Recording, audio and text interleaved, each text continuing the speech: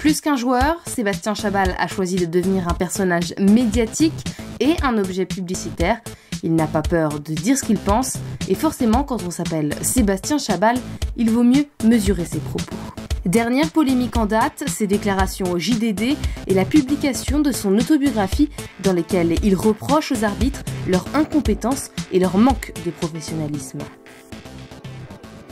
Mercredi 27 avril dernier, pas de Sébastien Chabal à l'entraînement. Après ses déclarations au journal du dimanche, son club, le Racing Métro, puis la FFR ont tranché. C'est la mise à pied provisoire. C'est toujours le problème d'un buzz. Comme on dit, les écrits restent et les paroles s'envolent. Il n'est pas pestiféré, il fait partie du club. Et si l'entraîneur et le président du club se sont donné le mot pour dédramatiser la situation, les supporters, eux, sont plutôt partagés. Il mérite sa suspension, c'est par rapport au fait, insulter un arbitre, c'est le chef sur le terrain, l'arbitre on va dire. Écoute, moi personnellement je pense que c'est sévère. Peut-être qu'il a dit tout ce que plein de gens pensent tout bas. Mais certains y voient surtout un bon coup de pub pour la sortie de son livre, une stratégie qui déplaît à la Fédération française de rugby.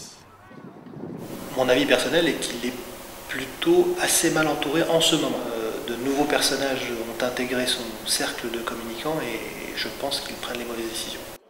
Erreur ou pas, Sébastien Chabal est privé de match et d'entraînement jusqu'au 11 mai prochain, date à laquelle Marc Lièvremont, sélectionneur de l'équipe de France, doit justement donner sa liste des joueurs qui participeront à la Coupe du Monde. Et si son avenir au Racing est assuré, son sort en équipe de France l'est beaucoup moins. Sébastien Chabal devra donc attendre encore une semaine avant de savoir s'il jouera ou non en Nouvelle-Zélande.